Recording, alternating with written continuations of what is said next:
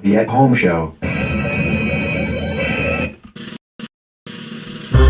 It's that time of year again. Cast members start dropping like flies. I'm not even safe. I'm not even there.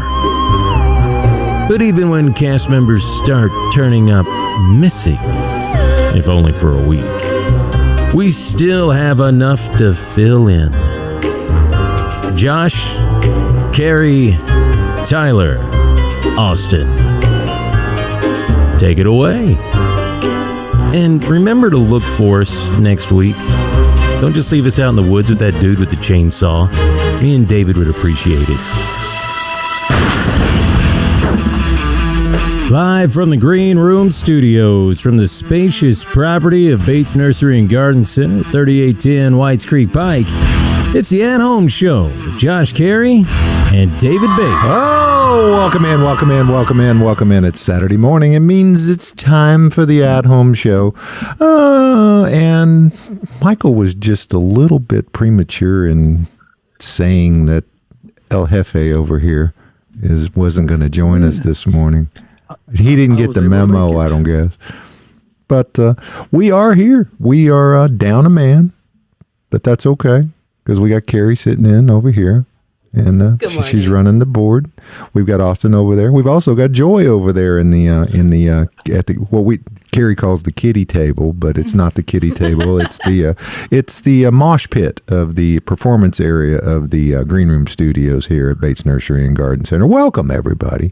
It's Saturday morning. The show must go on. David was a game time decision. I mean, I think he probably took the Toradol shot and said, tape it up, coach, and we're ready to roll. That's it exactly, and I'm really grateful to get to be here this morning and to be less visually impaired than I was a week ago, and we'll get into that little story here in a bit. But let's first go to the weather, and of course, just look right there at that screen, and that tells you the whole story. It's a really wonderful forecast. Today is Saturday, the 9th of October.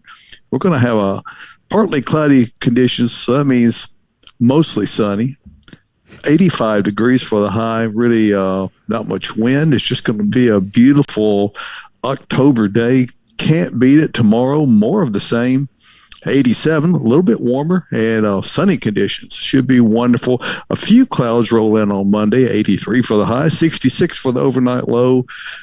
Tuesday, Wednesday, Thursday, and really Friday is pretty much all the same. We do have an increased chance of a few showers at the end of the week, next week. But all in all, we're going to have sunshine. It's been something that to this point in the fall has been a little scarce. We're way ahead for the year rainfall wise. As a matter of fact, if we get no more rain, we're already are well ahead of the yearly total. So any rain we get from this point forward only adds to the excess amount. So currently it's 63 degrees here at Bates Nursery, and I did in fact get the my weather station repaired before my little eye incident, and so I have that back functional again. So thank you for tuning in this morning and checking out what we got here.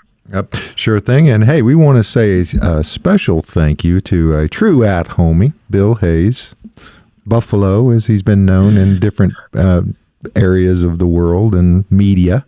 But Buffalo stopped by with some of his fine produce and hot sauce and proof that all you need are plants, earth mix, sunshine, and water. He said this was one day's harvest for his pepper plants. So thanks again, big guy.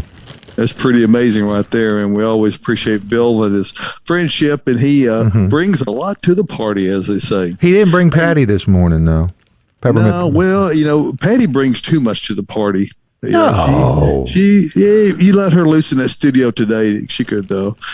She wouldn't intend to wreak havoc, but she would. She's a havoc wreaker. I'm going to give out the phone number, but we're going to be sparse on that today simply because Michael's not here. We don't have the phones. If you've got questions, you can leave those on there, and we'll get to them next week. Fortunately, we do have a treasure trove, as it is, a backlog of questions that Cary has for us that's come through the Instagram page. So you can, by the way, call and leave a message if you like, 615-499-6690. And again, we'll get to those next week if you leave us a message either today or anytime during the week. Yep, sure will. And we do. Cary, let's go ahead and start with one and get it going here. All right. Our first question asks, can I prune back my ewes now? And that comes from KKW426. It is time to shear the sheep, so I would say that would be okay. I think they're not talking about EWE. Oh. I think it's YEW, not YOU. Oh. So, really? yeah. Also, want we talk for just a minute about the timing. We can harvest some trimming mutton, on the though, conifer right? at this time of year. Yeah, not a bad idea to knock off those long limbs, but you don't want to do a real severe pruning on conifers right now, unless you just really want them to look stubby looking the remainder of the winter season. Yeah, exactly. So if you do have some wild hairs on your ewes that are getting up tall above the main part of the plant, you can go ahead and remove those, get them back in check, and get them back uniform. But like David said, we don't want to do a severe prune this time of year. What you don't want to see is a prune and then a new growth response, because there's still some warm weather here before we get into a freeze. And then once you get a new growth that emerges on your ewes, the freeze or frost that we're going to get here coming up soon will kind of take those back and make them look ugly. So if it's just a little bit of a cleanup job, that would be fine, but don't do anything severe before the wintertime. Very good. Mm-hmm. Hey, and I want to comment on Austin's shirt this morning. He's sporting his big blue TSU shirt this morning, and we hope the best for new TSU football coach Eddie George, and hope they can have great success over there at the Big Blue program. Yeah, who are they playing today? Do they play? Well, that I don't even know. I don't know who anybody's playing. I've been a little out of touch. This whole eye thing is kind of, gotten me slightly off kilter. And for those who don't know, I guess I should go ahead and mention it. Yeah. If you subscribe to my newsletter that I write, you probably have a little heads up. The title this week was called Detached. And I'll talk about a lot of detached things in there, but the point is that I got up a week ago yesterday, and something was not right with my vision. And my left eye, I had a dropout of vision. Come to find out, I have a detached retina, or at least I did have, because I had surgery on Tuesday morning to have that repaired, and then I will be in recovery mode for the coming weeks. The gas bubble that they put in there is supposed to be a 6-week gas bubble, so no traveling to altitude. Don't go to the mountains. Don't go scuba diving. Well, they did cover scuba diving. I hadn't scheduled that anyway. So anyway, so I have drops to put in throughout the day, and I've kind of keep it clean, keep dust and dirt out of it. So I'm being strongly suggested that I stay away from any kind of a dusty, dirty environment, which includes nurseries. Everything I do, yes, everything I do. Come on. In my line of work is all about that. So fortunately, we've got technology to help us show up today, regardless of that. And I want to say, and I have not responded to all of them yet. I've gotten tremendous outpouring of concern and thoughts and prayers, and from emails from people who subscribe. I really appreciate everybody's concern for me, but everything is looking good, and hopefully I will be continue on the path, I should say, of recovery. So it's all good. I've got a pretty red eye, but it's just not particularly painful. So I'm feeling good about it. Very good. Well, and we need you back in studio here when you can get back on and running. And yeah, I'm not exactly sure what the timing's going to be on that. Now, what did you do to Renee to make her go upside that head to detach that retina, David? Boy, well, I don't even remember, and I can't attribute it to a blackout, because my stream of only blackout I've had was during surgery, actually. Oh, okay. So anyway, whatever it was, don't do it again. Yeah, I did elect to have general anesthesia and not local anesthesia. It's much better than the colonel type anesthesia. I just didn't want to have to witness my own eye surgery. I just assumed go the way I went. And not time for a selfie. No. No need to live stream that. Hey, we're really glad to have everybody along today. And Cary, you has our Instagram page, and of course you can check us out there at the At Home Show with Josh, Cary, and David Bates over on Instagram or on our Facebook page. Josh has control of that one, if you call it that. And we're here. They're great. Did you not see the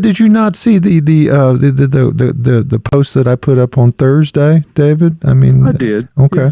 You don't like little journals, man? It's just it's so Josh Cary. Dad jokes. It works for me. Tyler, if you could go ahead and get feed 2 up, because I've got a question that I think Joy, who we need to bring to the up here. Tyler, you need to mute the TV. And somebody's volume is up. Okay. It's the TV. All right. Now we had a question from Jack Gill, another of the At Homies, and he says, "Hey, Josh and David, the previous owner of the house we purchased in 2014 included Nandinas in the foundation planning. Well, we all know that builders use that. The standard builder package is 2 Nandinas, 3 barberries, and a silver maple, right, David? That's the starter kit? Okay. He's not sure what the cultivar is, but today the plants are 32 to 36 inches tall and are slow growers. They have become lanky and bare at the bottom. Any suggestions on cutting them back to a full and compact form?" Joy, how would you answer Mr. Gill's question? You had to give that one to me. Yep, I know, I did. It's okay. I mean, just speak the truth. And what would Joy do? I would take it out and put something better in. Yep. Okay. Now, however, if you decided that you did want to keep it, now I wouldn't cut it back severely. Austin talked about the ewes earlier about not cutting those back severely right now. I mean, you could do that right now, but it's going to look exactly as you prune it for the duration of the winter. So if you want to just shape it up a little for now, would be okay. If you want to cut it back to the ground, and I literally mean to the ground in the spring, it will be fine, and it will flush back out and be thick and full. And if you want to. Now, if you Joy, want to. We're not saying you got to. Now, Joy, embellish why you would remove these Nandinas, because I agree with Joy on this one. Well, and not all. They're coming out with Nandina that don't produce berries. Berries are the biggest problem with Nandina because they have cyanide in them, and birds they'll eat anything. They're generalists, so they're eating these berries, specifically the cedar waxwing, and it's killing them. So, not my favorite plant. But I would also say, like, if you don't want to commit to getting rid of it, and I don't see any berries, so it's that probably looks like a firepower Nandina to me. Yeah. So, but it has, like, if you want to take away some of its footprint, you can totally do that now, and make it a smaller mass. Now, Jack, it's a little busy in that garden too, don't you guys think? I mean, I don't know, it's for the beauty's in the eye of the beholder, but it looks like there's an awful lot going on there. If he did decide to take out the Nandinas, what would be a good replacement for it? There's not a whole lot of evergreen options, but something that would have good fall color, you could do. Well, if you put Itea in there, it's going to kind of do the same thing as far as spread.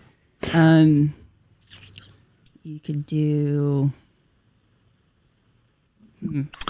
Well, the point of it is that there's a lot of different ways you can go. It'll come to you.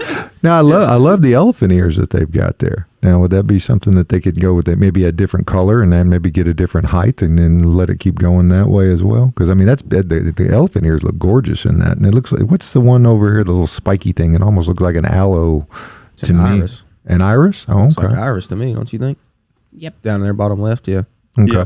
Now, that pole that I'm seeing here, too, that may be a bird feeder. Shepherd took. So, but Jack, that's the thing. Let it go through the winter, and then, cut it to the dirt. Yeah. Like David said, seriously, like with Nandina like that, established Nandina, cut it to the dirt. It's going to come back full and nice. So, yeah, if you want to keep it. cut it. Unfortunately, with that particular cultivar, that is firepower, it's not a berry producer. I mean, you could occasionally see a berry on it, but it really is not, and it won't hurt every year if you want to cut that thing back to the ground. It'll keep it thick and full, and that way when you get to this time of year next year, you'll have a nice globular shape that will have a great fall color as you go into the winter, because it is a semi broadleaf. It tends to hold its leaves pretty well during the wintertime, not completely, but it will retain it unless the weather gets extremely severe. So a great for fall color, doesn't produce those undesirable berries. You remember when berries on Nandinas used to be desirable things? Well, now, as Joy was just describing, we've learned more about them, and it is poisonous to a great many birds, particularly cedar waxwings, which are really bad about eating those berries. And of course, the domestic Nandina, which is the worst of those, is really bad about the seed just becoming resprouting. Oh, man. And so, there's a lot of things that are the invasive properties of them have become better understood as time has gone along. Very good. Very good. All righty, folks. You can reach out, and we're going to be monitoring the questions and comments on the Facebook page. That is the At Home Show with Josh Cary and David Bates Facebook page. And good morning to Joyce Hay. We see Andy Strode is out there watching, and a couple other people. So, Alita, good morning to you, too. And we're here for you, folks. So, reach out. Yeah. And Tyler, if you can get us back on input 1 there, I'll get the screen reconfigured, and we'll continue on. Cary, do you have yet another question for us? Oh, I have so many questions this morning. Our next one comes from the Honest Brush, and they ask, should we be planting right now? Well, that's a wide open question. Yeah, it is. Yeah. There's a lot of things you could be planting right now. We've got a whole nursery full of stuff you could plant right now. I mean, I guess what we need to, or what a lot of people are thinking about right now is deciduous trees. We've got millions of them, it seems like. So many. I mean, you can't even barely walk through our tree lot right now, which is, a good thing, a bad thing. It's all good. But yeah, we've got tons of deciduous trees. People ask me when's the best time to plant, and really the fall is the best time to plant. The plants are going to be shutting down their leaves very soon, so it's less stressful on the trees over the wintertime when they don't have leaves. They take much less water than what you would need in the summertime. So if you're ready to get some trees in your yard, it's a really good time to plant those. Mm-hmm. And root activity and I mean, pardon me just for a second there, Joy, but the other good point about planting trees right now is that in years gone by, before the advent of container-grown trees, you kind of had to wait until you had your first killing frost or maybe even a light freeze before you could start digging them, which generally pushes it up into November. Well, now you can plant them any time of year. There's no transplant shock. You don't cut any roots when you plant the trees. So it makes the optimal time to plant even more optimal, simply because that the trees are never going to know they've been moved.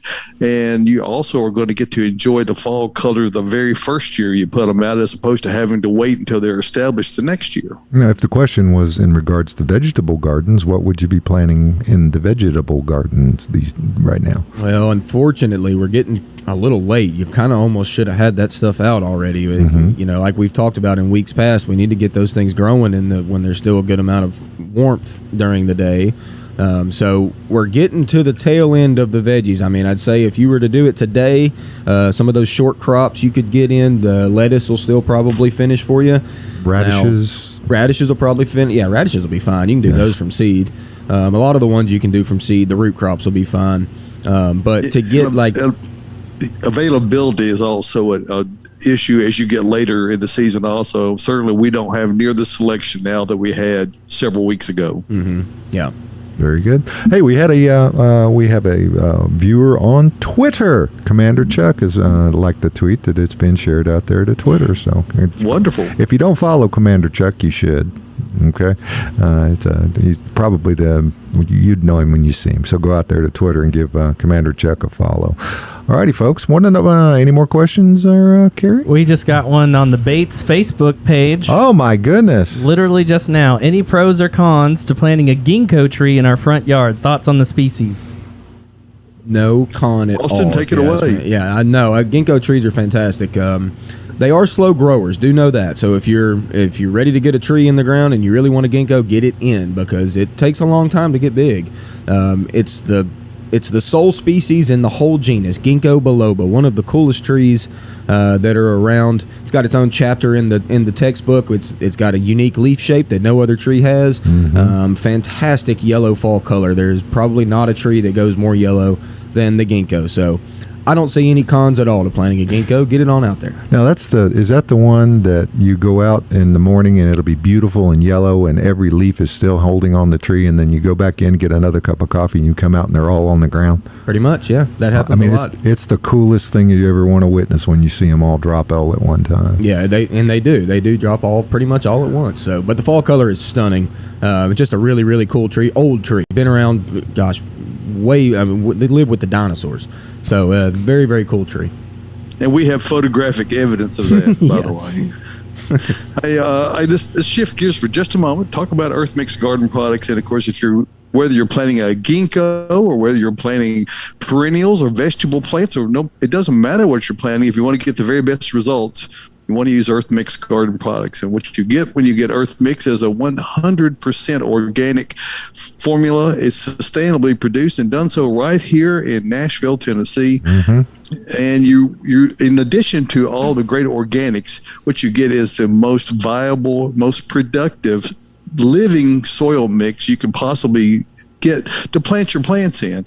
And whether you're using it as a straight out growing media like Earth Mix Garden or Proganics I or Proganics O, or if you're using an amendment such as Landscape or Supernatural Compost, any of the products all give you optimal results and it's a wide range of products for pretty much any gardening situation. So one of the things you want to be mindful of is that Earth Mix is available all over the area. Simply go to earthmix.net and click on the Find Earth Mix tab. And once you're there, you'll see the map will come up all over Middle Tennessee and Kentucky, and even have locations up in Indiana and Ohio. So check all those at earthmix.net to see all the various locations where you can purchase Earth Mix garden products at a location near you, sold only through independent garden centers and fine resellers. Remember, this success in gardening begins at the ground level when you use Earth Mix garden products. And here's proof. Here is proof. Earth Mix. Yes. It works. So it does indeed. Now, Tyler, do we need to put a note on Cary's permanent record here for right? Plant wiggling during the live commercial? Yellow card. At least it's not the red card, though. That's when I know I've really crossed a line. So. Oh, that's okay. That's okay. She usually sits at the kiddie table, so that's I know. all right. I'm used to that other end. Now, demonstrate what you were doing there. While you, I think everyone could see. I mean, which I forgot that my hand was in the shot. I was just saying good morning to Tyler. Yeah. She's giving me a smoke signal through a plant. Yeah. I see. And we do appreciate Cary sitting in for Michael today, who's babysitting. Got babysitting duties today. His wife had to go do inventory, I think was what the reason was. So he had to be there to watch the young Sam and probably teaching him some wrestling moves or something, if I know the way they roll. Yeah. And so thank you, Cary, for coming in today, and also to Joy for filling in. And let's kind of take the questioning towards Joy for just a moment. I know a couple of areas that are really that you're passionate about are the use of natives and also pollinators in the garden, and those are things that can greatly and this Got looks amazing. Oh like man, Austin. I'm sorry. Whoops. There we go. There's There's Joy. Okay. But when we're talking about No 5 o'clock shadow. natives and pollinators in the landscape, Joy, kind of give us a brief overview of why it's important to include those elements in your landscape. It doesn't mean that your entire landscape needs to be there, but it's really good to have some of those elements in there. Yeah, so native plants support our local ecosystem. They've evolved together for thousands of years. It can be as specific as one caterpillar can only eat one type of plant, like the Gulf fritillary can only eat passion flower. And they are still out and about. I saw caterpillars yesterday on some of the passion flower we have growing out behind the perennial area. But it's also the bird species that we have are our native berries are better for them, and seeds, specifically like 70% of our native berries ripen in the fall, and they are really high in fat content, whereas opposed to the invasive species and the non-natives that do produce berries, most of the content in those berries are carbohydrates. So our local birds, specifically the ones that are migrating, need that high fat content to make migration. So they're basically choosing the candy of the invasive species and dispersing them, as we talked about earlier, Right. as opposed to the meat and potatoes that they need. Now, what's you have a berry there to your left? What is that? That is Calicarpa americana, or americana, beautyberry, American beautyberry. So that is, you see mockingbirds eating the berries off of that quite a bit. It has a natural mosquito repellent. Really? Mm-hmm. You can rub it all over yourself and hope to not have as many mosquitoes. And And then you can only have to reckon, is it the color or is it the scent that It's a scent. encourages them to stay away? It does have a scent. They do have a beautiful color, and that color does not transfer, I don't think, when you rub those on you, but they are, the beautyberry name is very accurate, is that they create a striking contrast with the foliage, and there's really nothing else that gives that color at this time of year. Mm-hmm. Yeah, and I've also got perennials around. These are late season blooming perennials. We've got aster and helianthus, which is great. Solidago. Joe Pye weed is mostly done. There are some species of Joe Pye weed that are still going. And this is a little gem called turtlehead. Oh, sorry. Turtlehead. There it is. There it Chelone. is. That is more for the shade. Kind of likes wet feet, but it'll do fine with a little bit of drought conditions. And then we've got some coneflower that's still going. That is definitely a favorite for pollinators. And then that purple phlox, that's an early phlox, but sometimes they push out late into the fall too. Kind of you get 2 seasons out of those. And then there's a little squatty vernonia, which some of them are already done in the season. Mm-hmm. That one's just about to push out, but that's just because it's a young plant.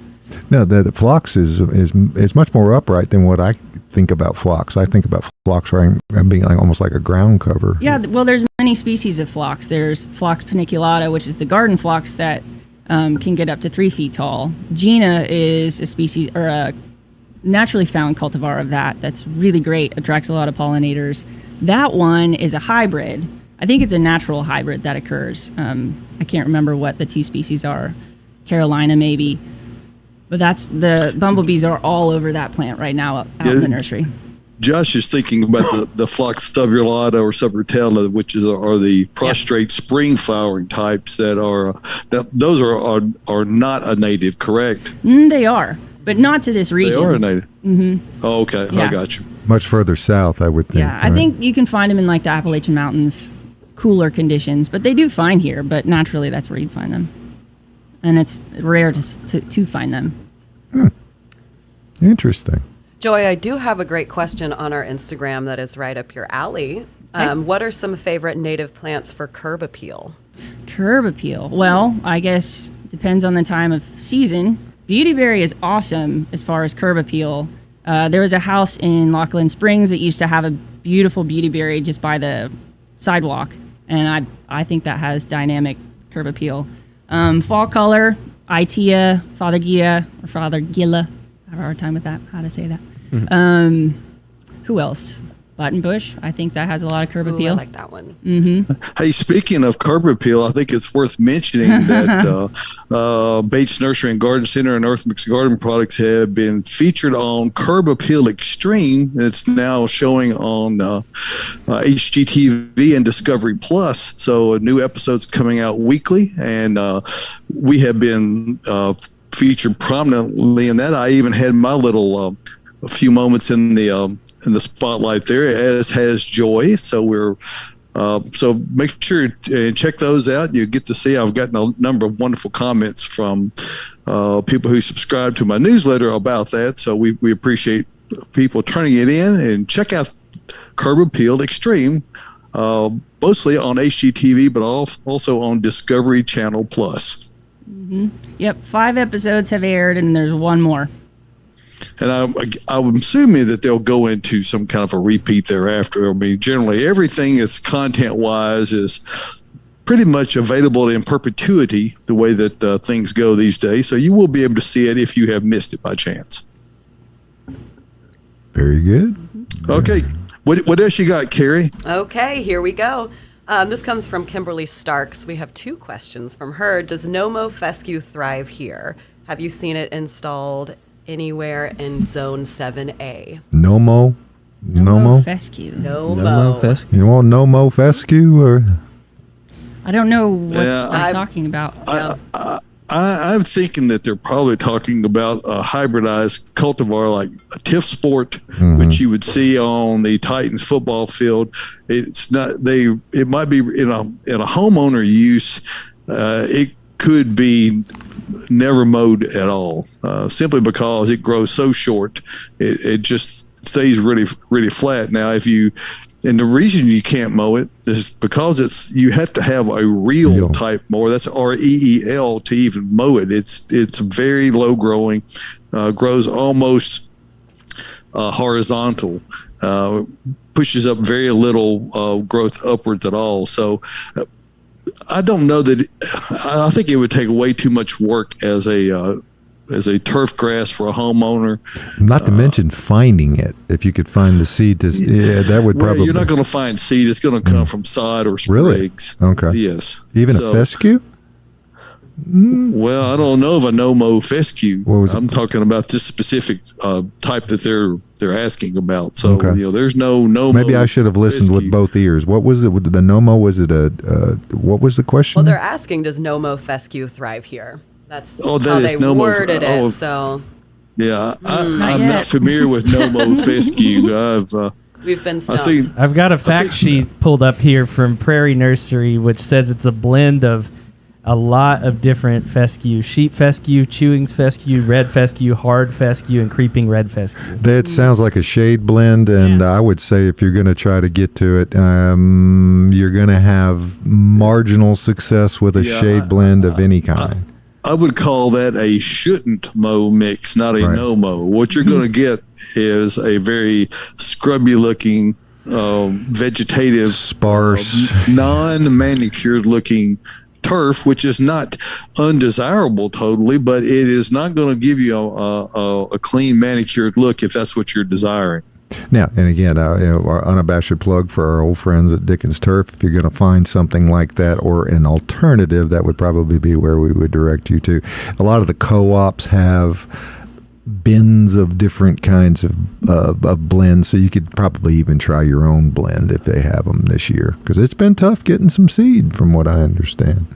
Well, Michael deals with that all the time, so he's big at talking about that. But Yeah, to he's be big seed, the man. The seed you find will be more expensive than Yes. what you have paid in years past, and that premise is not confined simply to grass seed. As No. you may have noticed, a lot of other things have increased in cost, and I don't know that that's that there's any industry that has been unaffected by No. cost increases, and that basically all comes down to what it costs to deliver goods to the point source where they're being either manufactured or harvested from, to where that they're going to be bought by the consumer. So there's logistics are the expensive part of the equation anymore. Not to mention bidding it up and down, because supplies in a lot of industries are very short. So those items that are available are getting top dollar for them. So I mean, it only moves its way from the manufacturer or grower down to the end consumer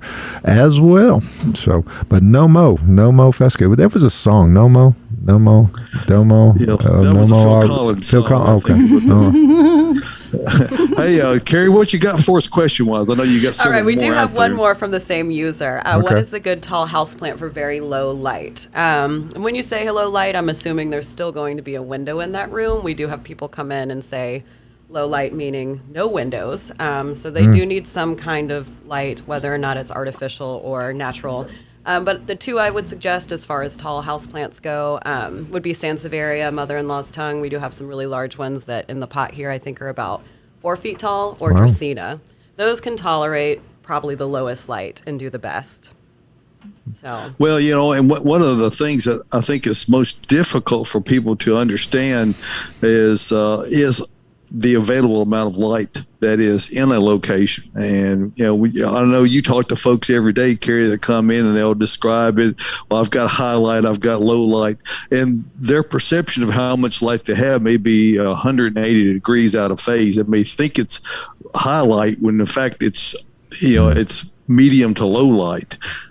A lot of things that are grown, I've simply got to have more light. One of the good things that has, with the advancements in lighting over the last number of years, is that LED lighting has greatly made the cost associated with the power needed to supplement light a lot more affordable. So you can get plants growing almost anywhere in your home if you're willing to put in lighting that will give it the ability to be able to grow back in there. So that's unlike the house plant craze of the 70s. We didn't really, all we had were incandescent bulbs and fluorescents at the time, but the LEDs have really made a big difference, and you're able to get bulbs in the spectrum that will blues, reds, and yellows. And I've been doing a little research on this myself, David, and it's kind of mind-boggling because some of the kits that are available at some of the box stores look to be a reasonable price, but they're so small, and the effective range that it seems that they would be putting out is not quite. I guess what I'm going to need it for, because I've got an area in my basement that I'm going to be putting in some large containers that are, I'm going to need to get them over the winter. So what is there a fluorescent that would go into an existing fixture that is a acceptable grow light? I don't think that there is a fluorescent. Now, old school technology was to see what fluorescent lighting is devoid of is the red part of the spectrum. So you need to use an incandescent red bulb to be able to supply that, or an infrared type of bulb to be able to add that red part of the spectrum. Now LEDs can pretty much simulate whatever spectrum that you want to replicate. Many of them are adjustable, where you can change the actual temperature and the spectrum of the bulb. So by being able to do that, you can custom tweak the light source depending on what the needs are for the plant. Most of them are not all that where that component is really necessary. Here in the green room studio, we've incorporated a lot of LED lighting to be able to give the right bounce and color, and those are things that were purchased locally at home centers. So this is not specialized things that you don't have to be out sourcing high pressure sodium lights or those kinds of things to be able to have success in adding some light to your home indoor gardening efforts. Very good. And these fixtures that we've got here are they're stylish. They're so stylish. Well, they're functional. They'll work in the basement, that's for sure. Yeah. Well, they're the fixture was the bulb is the expensive portion of what it is that we've done. Yeah. You can. Many of those bulbs are $25-$30 a piece, and so they're not inexpensive, but they don't cost very much to operate. So, and they do put out quite a lot of light and long lived as well. So yes. Well, for about $50 or $60, I purchased an array of LEDs that you can hang above the plant. That's the one I spectrum think that provides quite a good amount of light for seed starting or growing just about anything you want. What was do you remember the square footage on it? Because I need to light up about probably about 32 square feet is what I'm planning on trying to do. And I really don't want to do the old school thing. Remember, we used to take aluminum foil and put it in the closet, but we weren't growing tropicals in those days, David. So I mean, it was a different. They're semi-tropical. Oh, okay. Yeah. Nowadays they have pop-up tents with that you could use, but for growing rope, for growing anything you want in a chamber that controls temperature and light. Okay. Well, the dark side of the basement there is it is away. There's only one door that actually provides any kind of natural light. So but the area that needs to be used for it is probably about 32 square feet. And that array that I think I know the array that you were looking at, and it seems like it needs to be much closer to the plants as well. So it's a suspendable type of thing, which is no problem. But yeah, just put it on a pulley. Now, I would say if you had it raised up, the light would hit that area, but you probably need like 2, maybe even 3 of them to get the coverage at the right, what do you call it, per square inch, the light per square inch that they need. Well, that's why I like my little clamp-on technology with being able to, if you've got what I believe you have in your basement situation, Josh, is rafters that are over here where you've got unlimited places to clamp those on. All you got to do is figure out how to get the power over to it, and you can pretty much direct them over any area. So it really makes for a very easy, straightforward way to add lighting where you don't get it naturally. Hey, Cary, what else you got question-wise out there for us? All right. This comes from Carly Neely. My live Christmas tree from last year has brown needles. Is it salvageable? Ooh, that was nice. Maybe. If it's a pine, I don't know that it is, but when you say needles, that makes me think pine. Pine they're starting to shed right now, and they do that from the interior out. So as long as your brown needles are in the interior of the plant, that is natural, and they will shed. You can literally just take your hands in there and just rake out all the brown needles and clean it up. Now, if the brown needles are on the outside of the plant, the outermost needles, then we might have an issue. But I would need to look at it further to see. But like I said, if it's just brown on the inside, you're probably fine. So send us a picture next week. That would help. And we'll take them. She sent a photo. I don't know if you can see it from here, Austin. Yeah, I can kind of. It looks like the top's pretty good. Looks like the bottom's not great. It is a pine, though. It is It's a pine. a Japanese white pine. Yeah. So, yeah, like I said, they naturally shed, and they do it from the interior. So. Mine's doing that, too. I've got one in a pot. Mm-hmm. So that's what they do. Clean it up. Clean it up. All right, let's get one more in. This comes from Michaela Gordon. Can you trim a fiddle leaf fig so that it branches out instead of growing straight up? And yes, you can. I've actually topped mine. I have 3 fiddle leaves that I like to experiment with. And as long as you cut it right above the node on the stem, you'll see like a little brown, it looks like a dead tiny little leaf.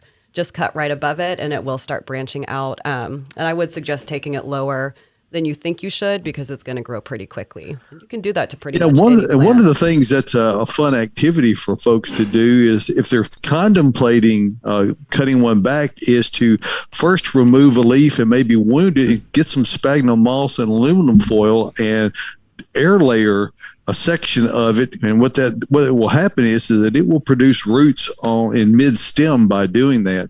You can put some rooting hormone on that and sphagnum moss and moisten it and wrap that in there. And in a period of several weeks, it will begin to form roots. Then you can cut that below that point and replant that top part, and then you will have achieved 2 things in one activity. So air layering is always a fun thing to do when you're into propagating plants, and who isn't, after all, because that's what growing plants, part of what the equation is all about. Yeah. I know And topping Austin plant. has What? Yep. Go ahead.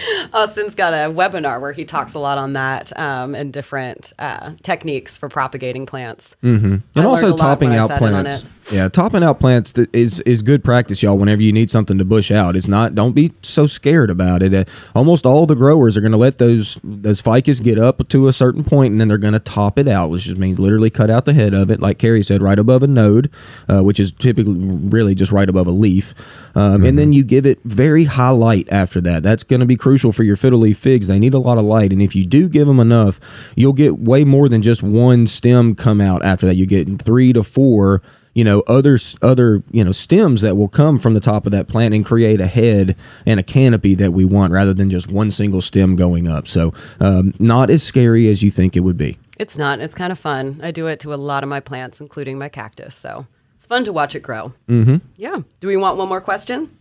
Yep. Sure. Why not? This comes from Trey Smith. Is it okay to plant bulbs right now, or should I wait until spring? Seems like a pretty hot topic right now. Yeah, buddy. Go for it right now, I'd say. Yeah, like my grandma would say, put them taters in the dirt. I know I've said that before. Anyway, yeah, it's time, buddy. We got a bunch of bulbs right now. Got a lot, actually. So a lot of people are coming out for them.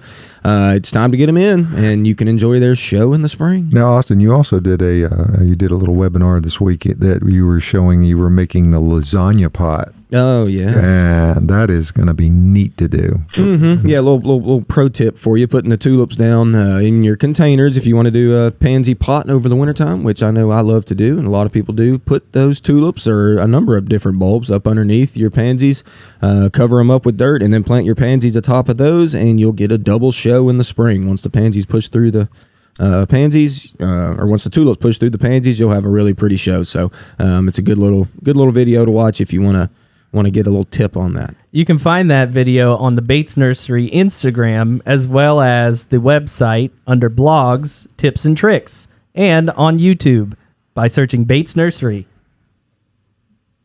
Boy, he sounded Nice. Boy, that was cool. Wow. Tyler, I have a question. Do we have a Bates Nursery little recorded spot this week, or do I need to just do a little live? I think you need to talk about it, don't Well, you? we do have one. It's just our regular one, so it's whatever you like. Well, why don't we run that, and then we'll Embellish. come back and discuss it here just in a bit. Okay, that sounds And great. if you're ready for it, otherwise it's going to be dead air, and I'll just continue to talk until you say, "Okay, now I'm ready." No, the I could only- crinkle the bag. Oh, everybody. no. Wait, Josh. No. Okay, I think I've got it queued up here, so let's have a go.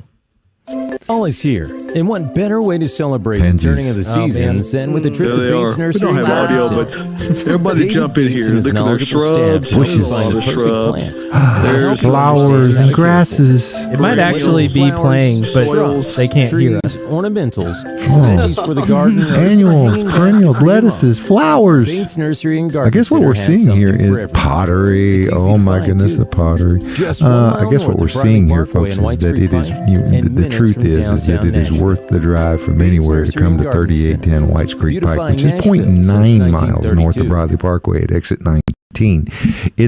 You got to get out here too, because even the video from above does not do justice to what you can see and experience here.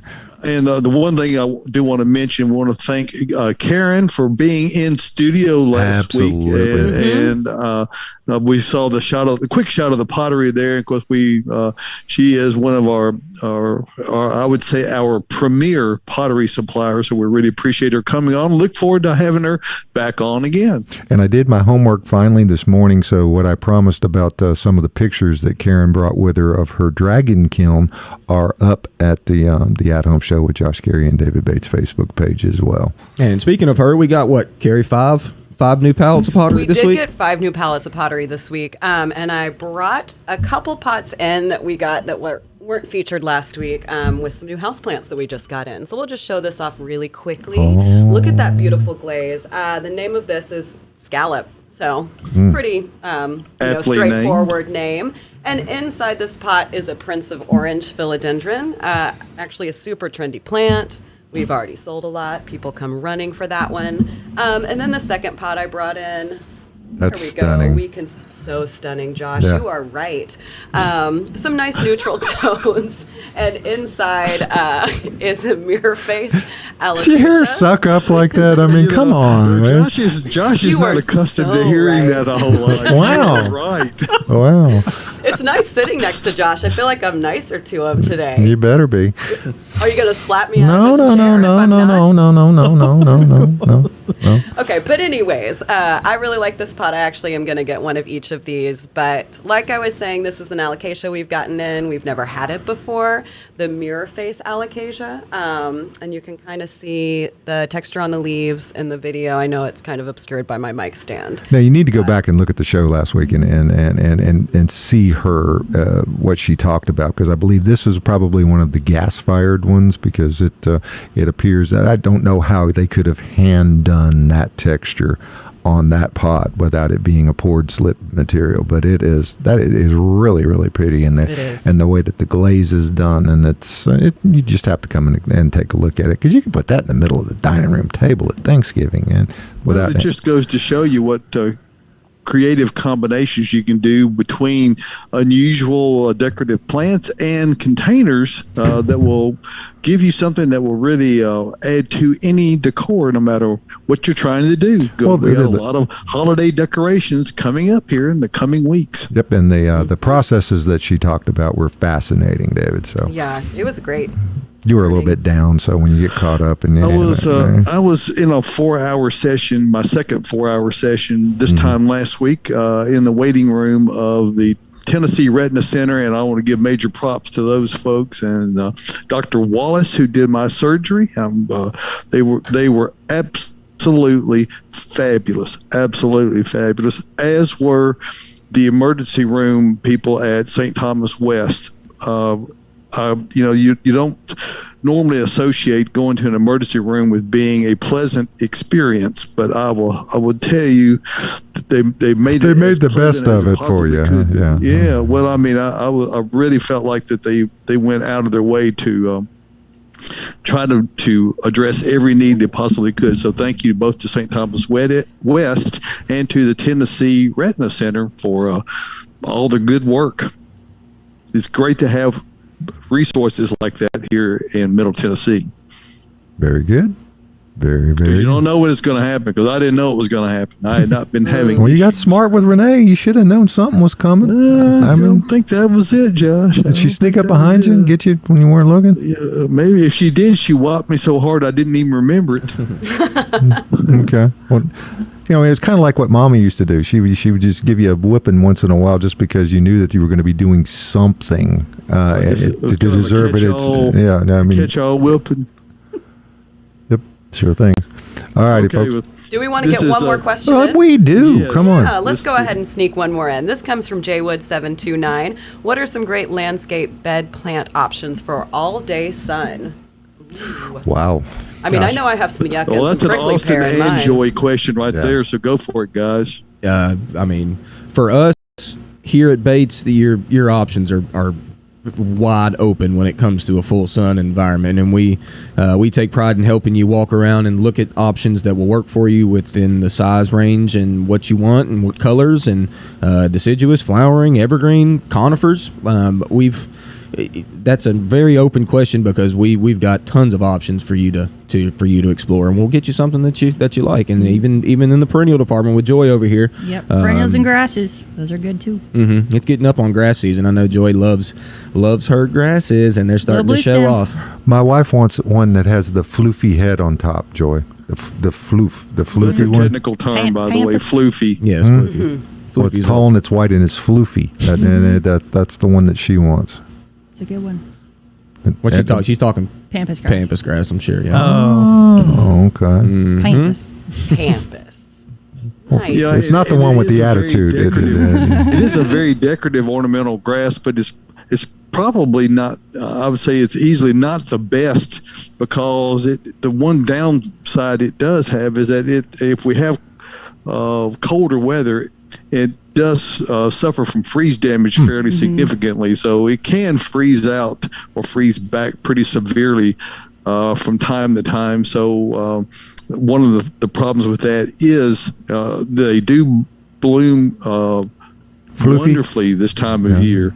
Ploofy, or whatever it poofy, or whatever it is that your word was. But, I want to direct again back to Joy and to Austin about how much it really helps when folks bring in photographs of the area that they're working on their smartphone or a tablet to help give you a visual aid, to help them through their process of visualizing what it is that they're trying to plant. And of course, as a landscape professional, someone who needs this information to be able to make recommendations that you think are going to be appropriate for their particular landscape situation.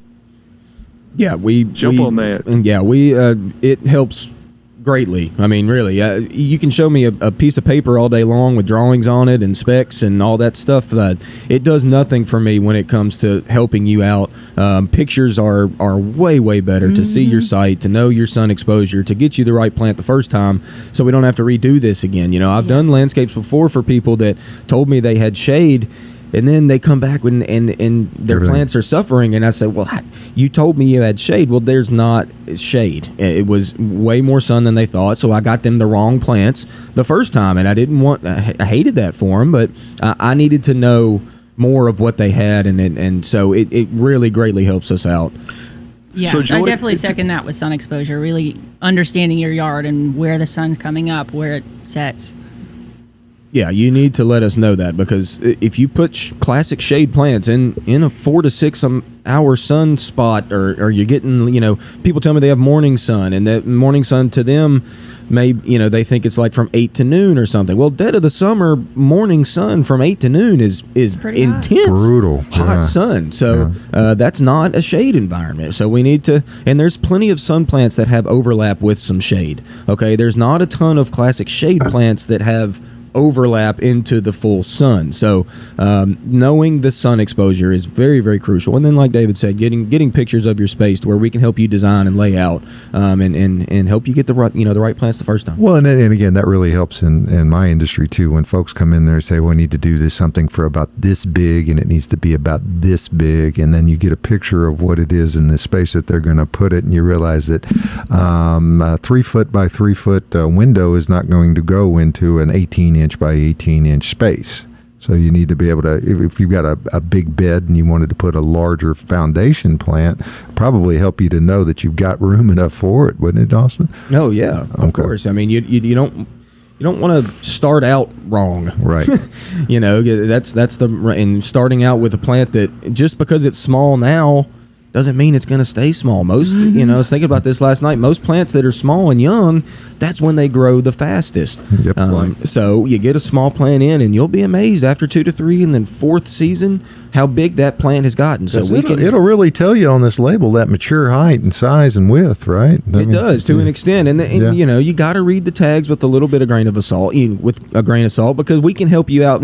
Me and Joy constantly, and David, and really all of us here, constantly look around at other people's landscapes. We are constantly looking at plants, and you can see some of the tags that come out on the plants and what they say their average height is, and then we can see plants in a landscape that's been there for 20, 30 years that exceeds that by almost double. Way bigger. Way bigger. Yeah. So it's and I think the difficulty is that these tags have to be somewhat generic. That is to say, particularly if you're looking at conifers in general, if they are grown in the Pacific Northwest, which a great many of them are, the growth habit will far outperform on what the tag will say out west. Now here they may not get that big, or they certainly won't get that big that fast, unless you're talking about something like a green giant arborvitae, which will in fact get much bigger here than it will get in the Pacific Northwest, because it's more of a hot weather conifer. So it's knowing the plants, knowing where to place them, knowing the conditions. One of the other things that we didn't mention, in addition to needing photographic evidence to help us, is notation of where you have either existing shade trees or other structures, because those impart a lot of shade that you might not realize. So it's difficult to really get a full appreciation of how much sun you get unless you go out into your yard at various times of the day and looking specifically for that, and not looking for what's around your house, looking at the light that's striking in them for how long a period of time it is. Most everybody carries a movie camera on their belt now, so I mean you could just go out there and shoot a short video then showing the whole yard, and that would really help these guys out. I promise you. But don't do it the way Josh just showed you. You got to do it horizontal. In the portrait mode. Do it in the landscape mode like this. Don't do it like that. Oh, you landscape mode. I saw what you did there. That's one of my big pet peeves. I can't stand video shot in the portrait mode. I only like it in this mode. That way you get to see the whole right to left view of it. You don't have to try to look around the corners of a little strip. So that helps a lot. Yep, sure does. All righty, folks. Well, I mean, it sounds like we've just about completed another at-home show here this morning. So for everybody here in the studio, Joy, thanks for coming in. And Michael, get back here. David, go take a nap and get some rest. Yeah, well, after a while. Tyler, Austin, everybody, we thank you for joining us. Thank you for your participation. Keep those questions coming to us on the Instagram or on the at-home show page, and we'll see you. And next Saturday morning, we're going to come back. Maybe David will be back in the saddle. Hopefully he gets back in. We'll see. I'm going to follow even with both Dr. eyes, you'll so. see. So I mean, that's good. So good thing. One way or another. See you next week, folks.